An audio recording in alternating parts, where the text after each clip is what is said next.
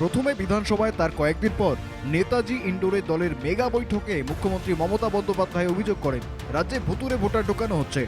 Voter তালিকায় ভুতুরে voter খুঁজতে দলের নেতাকর্মীদের বাড়ি বাড়ি যাওয়ার নির্দেশ দিয়েছিলেন দলনেত্রী।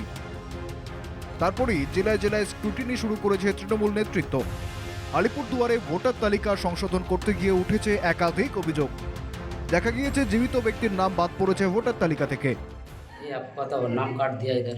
अच्छा, मैं बोला क्यों कैसा काटा नाम? मैं तो हर वोट में आता हूँ, जाता हूँ, हर वोट में देता हूँ मैं, कोई मिस्टेक करते नहीं हूँ मैं। ভুবনচন্দ্র নমদাস, শুভেনচন্দ্র নমদাস, সমরণচন্দ্র নমদাস, अच्छा। এই তিনজনের ভোট কাটে বিজেপি করার কারণেই আমরা ভোট তোলার নামটি কেটে দিয়েছি। তার মানে বিজেপি যে ফাঁস হইতে না পারে। তৃণমূলের ভুতুরে ভোটার খোঁজার কাজ নিয়ে বিস্ফোরক অভিযোগ করেছে বিজেপি।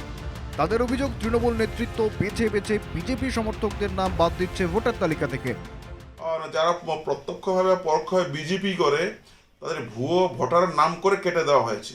তো এই প্রবণতাটা ভয়ঙ্কর। এই ধরনের মানুষের বিভ্রান্ত করে নিয়ে ওরা যদি নিজের ইচ্ছা মতো নামগুলো কেটে দেয় তাহলে কিন্তু মানুষ এর বিরুদ্ধে নামবে।